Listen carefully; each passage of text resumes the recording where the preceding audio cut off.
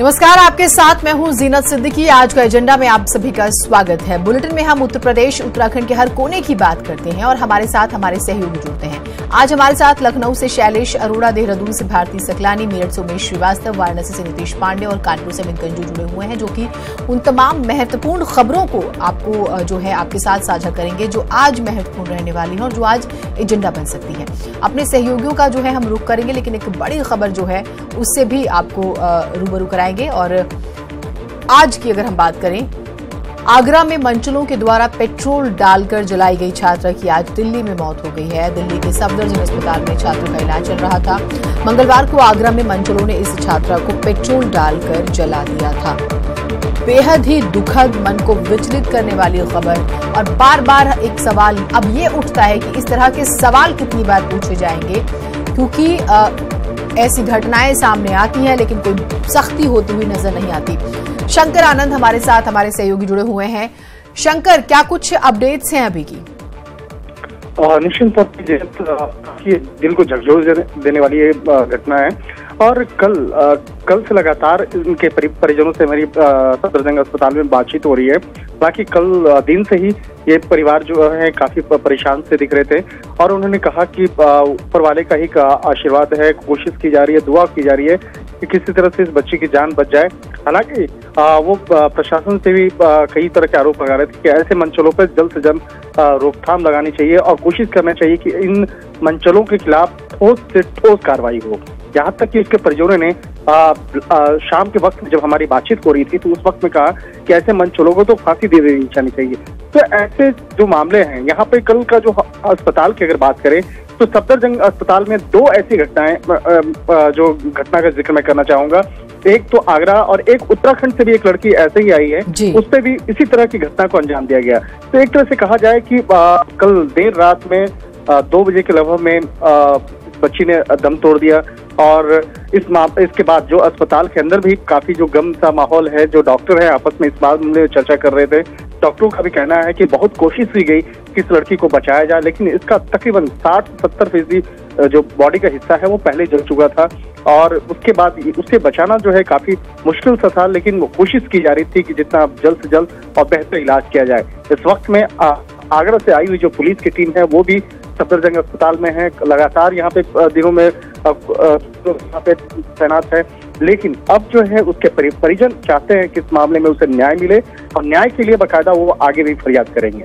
जी जीनत, बहुत शुक्रिया आप हमारे साथ जुड़े। न्याय मिलना चाहिए लेकिन बहुत देर ना हो जाए। दूसरी बात ये भी कि वो लोग जिन्होंने इस घटना को अंजाम दिया उनको सख्त सजा कब मिलेगी, क्योंकि हमारे बीच में ही ऐसे लोग हैं जो इतने कुंठित हैं, इतना जहर लेकर अपने अंदर चलते हैं। हमारे तमाम सहयोगी हमारे साथ जुड़ गए हैं। अब जो है बातचीत करते हैं खबरों की। भारती सकलानी से शुरुआत करते हैं। भारती, आज क्या कुछ खास रहने वाला है उत्तराखंड की जब हम बात करें खबरों की, और क्या कुछ खबरें हैं जो एजेंडा बन सकती हैं? सबसे पहले तो जीनत यही खबर है कि प्रदेश में बेटियां महफूज नहीं है। इस पर हम दिन भर नजर बनाएंगे, क्योंकि मैं अपने दर्शकों को बता दूं कि एक और घटना से शर्मसार हो गई है देवभूमि, जो कल देखने को मिली है। छेड़छाड़ से तंग आकर एक युवती ने मौत को गले लगा लिया है। उत्तरकाशी से वो आई हुई थी जीनत पढ़ने के लिए देहरादून में, एमकेपी इंटर कॉलेज में वो पढ़ रही थी, बीए की वो छात्रा जिसने कल मौत को गले लगा लिया इस बात से कि उसके ही परिचित ने उसके साथ छेड़छाड़ की थी। और ये तमाम बातें जो हैं वो सुसाइड नोट में सामने आई हैं। तो प्रदेश में किस तरह से घटनाएं सामने आ रही हैं, इस पर हम दिन भर नजर बनाएंगे। भारती, मैं आपके पास आऊंगी। आपने इस खबर का जिक्र किया, एक ऐसी खबर है उस पर मैं आपसे उस पर बात करूंगी, इसलिए आपको बीच में रोक रही हूँ। देहरादून में भी छेड़छाड़ से तंग आकर एक छात्रा ने आत्महत्या कर ली, जैसे कि अभी भारती जिक्र कर रही थी। और वो छात्रा जो है परिचित की छेड़छाड़ से आहत थी, उसने एक सुसाइड नोट भी छोड़ा। इसमें किसी परिचित पर छेड़छाड़ का आरोप लगाया, यानी कि किसी जानने वाले पर। अपने भाइयों से भावुक अपील की है। अपील में भाइयों को अच्छी राह पर चलने की सलाह दी है। Bharti, being a women, being a female, हम ये चीज समझते हैं किसी न किसी तरीके से छेड़खानी, या आप बस में सफर करें, आप सड़क पे जाए, वाहियात फप्तियां आपने भी सुनी होंगी, मैंने भी सुनी है। सबसे बड़ी और महत्वपूर्ण बात यह होती है कि आपको आपके साथ जो इस तरह का शारीरिक शोषण होता है उसमें 70 to 80% आपके जानने वाले होते हैं और वो चीज मेंटली इस कदर शॉक करती है कि आप ट्रॉमा में रहते हैं और बहुत लोग उससे निकल जाते हैं। लेकिन यहां पर ये बच्ची जो है, ये जो छात्रा थी, वो नहीं निकल पाई और ये और परेशान करने वाला है। इस पर बहस की जरूरत है। बिल्कुल जीनत, बहुत सही बात आपने कही है और यही बात थी जो उस बच्ची को आत्मग्लानि से भर रही थी, जिस वजह से उसने ये कदम उठा लिया। लेकिन हम ये भी कहना चाहेंगे कि अगर ऐसा कुछ होता है तो जरूरत नहीं है आत्महत्या करने की। आप आवाज उठाइए, पुलिस के पास जाइए, अपने पेरेंट्स से कहिए, क्योंकि उस समस्या से बाहर निकलना बहुत जरूरी है। जो इस तरह की घटनाओं को अंजाम देते हैं उन्हें सजा दिलाना बहुत जरूरी है। आत्महत्या कोई हल नहीं है। उसके बाद आपके परिजन परेशान होते हैं, समाज में एक गलत मैसेज जाता है। तो इस तरह की घटनाओं में आपको आवाज बुलंद करने की बेहद जरूरत है और मुझे ऐसा लगता है पर्सनली जीनत कि ऐसा ही कदम उठाना चाहिए, क्योंकि 9 महीने के अंदर 46, अभी मैं डेटा देख रही थी तो 46 से ज्यादा घटनाएं सामने आ चुकी हैं छेड़छाड़ की और पिछले 1 साल के अंदर 438 रेप के केसेस आ चुके हैं। सोचिए अभी दिसंबर का महीना पूरा भी नहीं बीता है और ये डाटा हमें देखने को मिल रहा है। तो ये खुद में बता रहा है कि हम किस दिशा में जा रहे हैं, क्या कुछ हो रहा है हमारे समाज में। और देवभूमि में जहां पर इस तरह की घटनाएं सामने ही नहीं आती थी, इक्का दुक्का अगर होती भी थी तो मैदानी इलाकों से हमारे पास घटनाएं सामने आती थी। लेकिन अब आप ये सोचिए कि पहाड़ों से हमारे पास इस तरह की घटनाएं आ रही हैं। जो बच्चियां कुछ करना चाहती हैं, जज्बा लेकर आती हैं पहाड़ों से मैदानों में पढ़ने के लिए, और उनके साथ जब इस तरह की घटनाएं हो रही हैं तो आत्मग्लानि का उन्हें भाव हो रहा है। और इस बात का जिक्र उस बच्ची ने सुसाइड नोट में किया है कि उस दोषी को, हालांकि उसने ये भी अपील की है कि उस सचिन नाम का उसने जिक्र किया जो उसके ही परिचित है, और कहा है कि उसको सजा मिलनी चाहिए। अपने भाइयों से अपील की है कि सही राह पर चले, जैसा कि आपने भी बताया। लेकिन मैं लगातार यही कहना चाहूंगी जीनत कि इस तरह का कदम उठाने की बिल्कुल जरूरत नहीं है। मुझे ऐसा लगता है कि दोषी सलाखों के पीछे होने चाहिए, उनको सजा दिलाने की जरूरत है, अपने पेरेंट्स से बात करने की जरूरत है। ये बात आपने सही कही है कि लेकिन सुसाइड कोई आखिरी हमें कहीं कि रास्ता नहीं है। समस्या यहाँ पर यह है कि माँ बाप से भी बहुत ज़्यादा फ्रेंडली व्यवहार नहीं हो पाता। कुछ घरों में बहुत ज़्यादा हमें कहीं कि रिजर्व रहते हैं लोग। दूसरी बात यह कि बहुत से ऐसे लोग भी हैं जिनको अपने जो कानून उनको मिले हुए, जो उनके पास राइट्स हैं, उसके बारे में उनको जानकारी भी नहीं होती और ये एक बहुत बड़ी वजह। लेकिन बहुत दुखद खबर। शैलेश हमारे साथ, हमारे सहयोगी जुड़े हुए हैं। शैलेश, वो कौन सी खबरें हैं जो आज एजेंडा बन सकती हैं?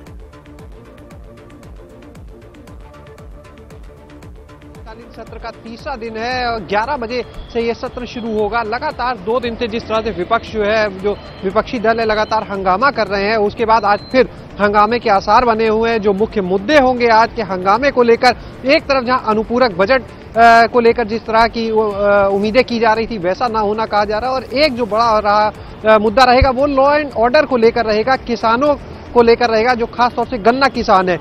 चाहे बुलंदशहर की घटना हो, चाहे आजमगढ़ की घटना हो, लगातार विपक्ष जो है, चाहे सपा हो, चाहे बसपा हो, चाहे कांग्रेस हो, इसे लेकर हंगामा कर रहा है। इसी का नतीजा था कि कल प्रश्नकाल तक नहीं होने दिया गया। 2 बार सदन को स्थगित करने की नौबत आई। हंगामे के बीच में अनुपूरक बजट को पेश किया जाता है और उसके बाद भी जब हालात नहीं संभल पाते हैं, वेल में आकर जब सपा के एमएलसी और सदस्य हंगामा करने लगते हैं, तो आज गुरुवार सुबह 11 बजे तक के लिए जो सत्र है उसको स्थगित कर दिया जाता है। आज 11 बजे से एक बार फिर सत्र शुरू होगा। सिर्फ 4 दिन का ये सत्र था, जिसमें आज तीसरा दिन है। ठीक शैलेश, दरअसल एक और खबर है जिस पर आपसे अपडेट्स लेना चाहेंगे। दरअसल आज जारी होगा यूपी टीईटी 2018 का संशोधित रिजल्ट। हाईकोर्ट के आदेश के बाद शासन का फैसला। हिंदी के 2, उर्दू का 1 प्रश्न में सभी को मिलेंगे अंक।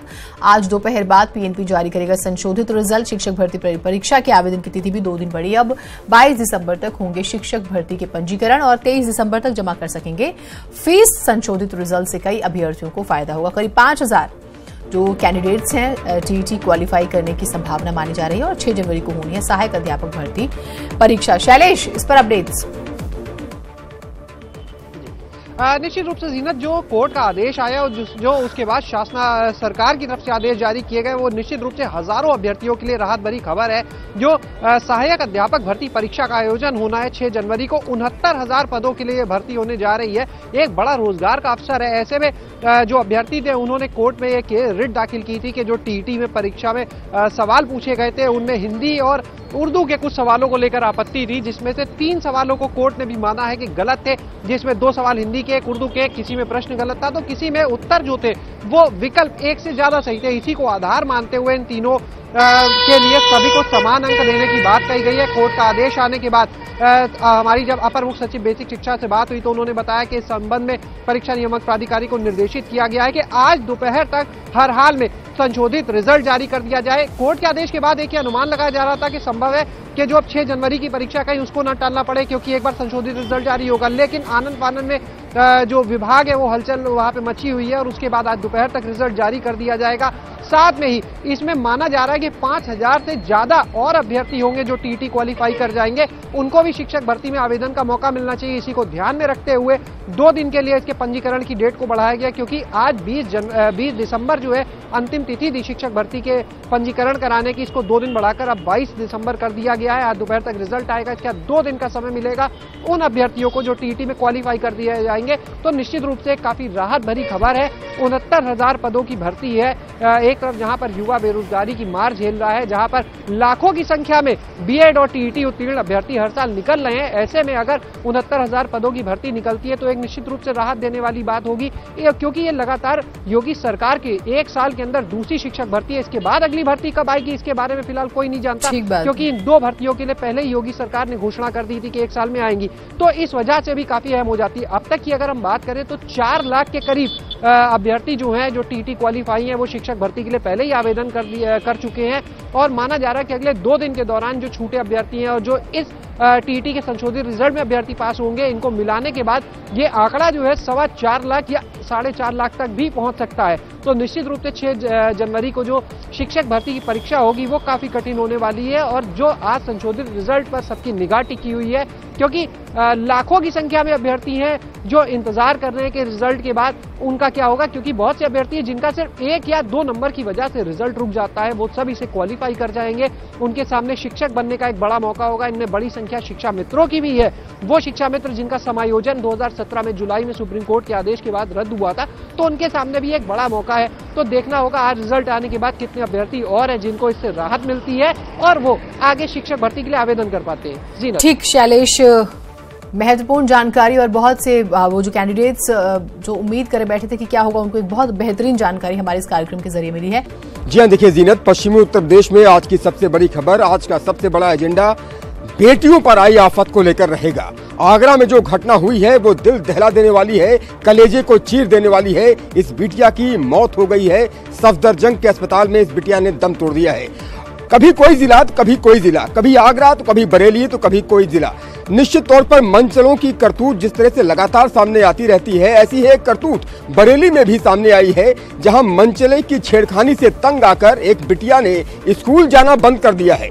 ये बिटिया लगातार कप्तान साहब से गुहार लगा रही है बरेली के कि किसी तरह से उसकी मदद करिए, वो स्कूल जा सके। ये बिटिया परेशान है, ये बेटी परेशान है, ये पढ़ना चाहती है, आगे बढ़ना चाहती है, लेकिन मंचले उसकी राह में रोड़ा बन रहे हैं और कप्तान साहब से ये बेटी गुहार लगा रही है। न सिर्फ बरेली बल्कि मेरठ में भी कल एक घटना हुई थी लिसाड़ी गेट में, जहां एक मंचले को धुना गया। भीड़ ने कानून अपने हाथ में लिया क्योंकि बेटियां सुरक्षित नहीं है। सबसे बड़ा सवाल, सबसे बड़ा एजेंडा आज का यही रहेगा। मेरठ में भी एक और घटना हुई जहां एक बेटी के साथ दुष्कर्म की वारदात हुई है। यहां के एक होटल में इस बेटी के साथ गैंगरेप की वारदात हुई है।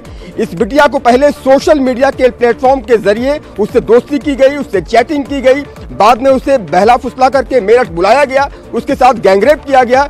आरोपी जो शाहरुख है उसे गिरफ्तार कर लिया गया है, लेकिन सवाल सबसे बड़ा यही है कि बेटियां कब सुरक्षित होंगी, बेटियां कब महफूज होंगी। राज्य महिला आयोग की मेंबर कल यहां आई हुई थी मेरठ। हमने उनसे सवाल किया तो उनका कहना है कि अब स्कूल कॉलेजेस के बाहर एक बैनर्स और पोस्टर्स लगाए जाएंगे, उसमें हेल्पलाइन नंबर लिखे जाएंगे और उन हेल्पलाइन के जरिए बेटियां कॉल कर सकती हैं, फोन कर सकती हैं। लेकिन जब हमने उनसे सवाल किया कि आप न्यूज़ 18 के माध्यम से प्रदेश की बेटियों को एक मैसेज दीजिए कि वो क्या नंबर है जिन नंबर्स के सहारे बेटियां सुरक्षित खुद को महसूस कर सकती हैं, तो राज्य महिला आयोग की मेंबर राखी त्यागी उन नंबर्स को नहीं बता सकी। तो सवाल आप समझ सकते हैं कि किस तरह से सिस्टम काम कर रहा है। जब राज्य महिला आयोग की मेंबर को हेल्पलाइन नंबर तक याद नहीं है तो अंदाजा लगाया जा सकता है कि कितना संवेदनशील है प्रशासन और कितना संवेदनशील है सरकार, क्योंकि जिस तरह से लगातार इस तरह की घटनाएं हो रही हैं आगरा में, बरेली में, मुजफ्फरनगर में, शामली में, और खासतौर से जो छेड़खानी की वारदातें हैं,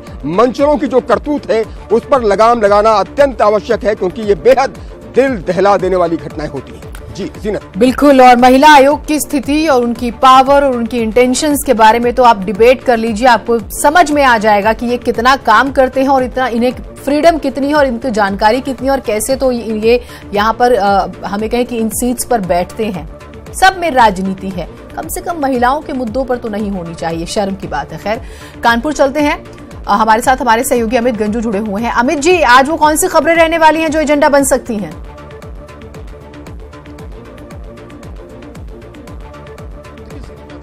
हर खबर पे ही नजर रहती है, मगर सबसे बड़ी खबर जो इस वक्त जिस पे आज पूरा दिन भर हमारे कानपुर जनपद की बात की जाए तो उसका फोकस रहेगा, उसमें गंगा क्लीन मिशन को लेके एक भर्तियों की कल दौड़ लगाई गई थी, जिसमें कानपुर, इलाहाबाद और वाराणसी 3 सेंटर्स हैं जिसमें एक्स सर्विसमैन या एक्स आर्मी पर्सन्स को प्रिविलेज दिया गया। उसमें दौड़ लगाई गई थी। दौड़ के दौरान एक पूर्व सैनिक की मौत हो गई। ये सबसे बड़ी दुखद खबर है, क्योंकि निश्चित तौर पर फौज का व्यक्ति, चाहे वो फौज में हो चाहे एक्स सर्विसमैन हो, कहीं ना कहीं देश के लिए बहुत बहुत बहुत कीमती होता है।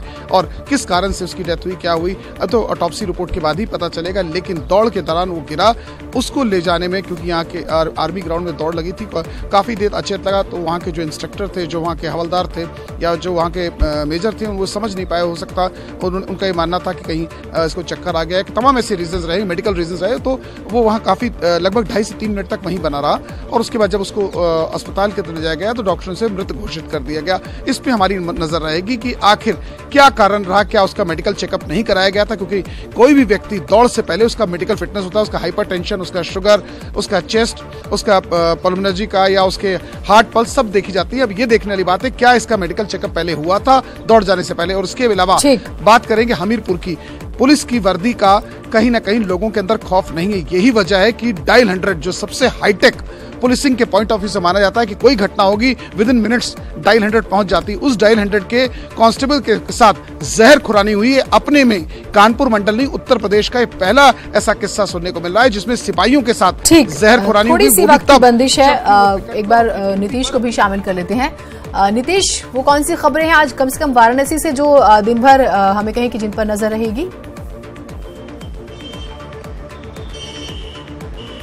जीनत, 3 खबरें बनारस से हैं। तो अगर बात करें 2 खबर बनारस और 1 खबर इसके पड़ोसी जनपद आजमगढ़ से है, इन पर हमारी नज़र रहेगी। सबसे पहले बनारस की खबर की बात कर लेते हैं। बनारस के लिए आज अहम दिन है। काशी क्योटो का जो समझौते की बात हुई थी, उस समझौते में आज एक अहम कड़ी जुड़ने वाली है। सीड्स एशिया जो जापानी कंपनी के जापानी एजेंसी है, उसके 10 सदस्यीय दल वाराणसी पहुंचा हुआ है और आपदा प्रबंधन के क्षेत्र में आज ट्रेनिंग सेंटर का उद्घाटन होगा। ये आपदा जो प्रबंधन है वो वाराणसी एनडीआरएफ के साथ मिलकर चलाया गया अभियान है और आज 3 सालों के अपने कार्यों का ब्यौरा भी देगी।